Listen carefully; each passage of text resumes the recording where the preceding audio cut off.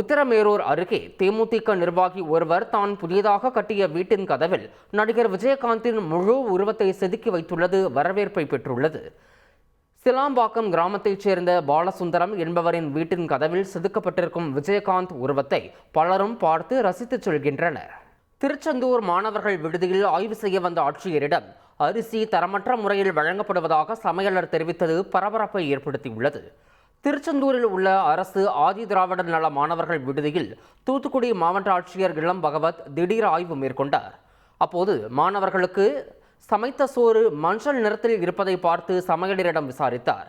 அப்போது தரமற்ற அரிசியை வழங்குவதாக தெரிவித்த அவர் புழுத்து போன அரிசி மற்றும் உணவுப் பொருட்களை ஆட்சியரிடம் காண்பித்தார். இதனால் அதிர்ச்சியடைந்த மாவட்ட ஆட்சியர் மாணவர்கள் விடுதிக்கு தரமான அரிசி மற்றும் உணவு வகைகளை வழங்குமாறு அதிகாரிகளுக்கு உத்தரவிட்டார்.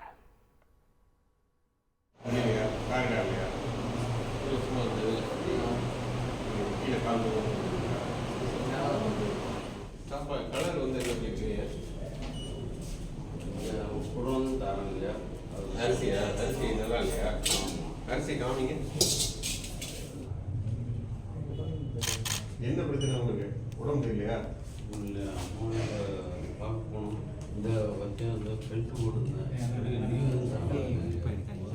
கடலூர் மாநகராட்சியில் புயல் மழை மற்றும் தென்பெண்ணை ஆற்று நீரால் பாதிக்கப்பட்ட பகுதியில் அமைச்சர் எம்.ஆர்.கே. பன்னீர்செல்வம் தனது சொந்த செலவில் 50,000 பேருக்கு நிவாரண உதவிகளை வழங்கினார். வெள்ளத்தால் பாதிக்கப்பட்ட பிள்ளாளி, திருவந்திபுரம், நாணமேடு, குண்டு உப்பளவாடி பகுதிகளைச் சேர்ந்த 50,000க்கும் மேற்பட்ட குடும்பங்களுக்கு 5 கிலோ அரிசி, போர்வை, மளிகை பொருட்கள் உள்ளிட்ட நிவாரணப் பொருட்கள் வழங்கப்பட்டன. கள்ளச்சாராய மரணங்கள் தொடர்பாக வழக்கை மத்திய புலனாய்வுத்துறைக்கு மாற்றாமல் மேல்முறையீடு செய்து தாமதப்படுத்துவதாக முன்னாள் முதலமைச்சர் ஓ. பன்னீர்செல்வம் கண்டனம் தெரிவித்துள்ளார்.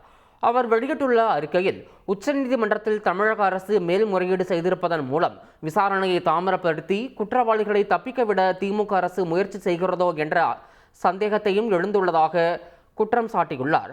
மேல்முறையீடு மனுவை திரும்ப பெற்று வழக்கை சிபிஐ விசாரிக்க வழிவகை செய்ய வேண்டும் என முதலமைச்சரை ஓ. பன்னீர்செல்வம் கேட்டுக்கொண்டுள்ளார். செய்திகளை உடனுக்குடன் தெரிந்து கொள்ள உடனே சப்ஸ்கிரைப் பண்ணுங்க.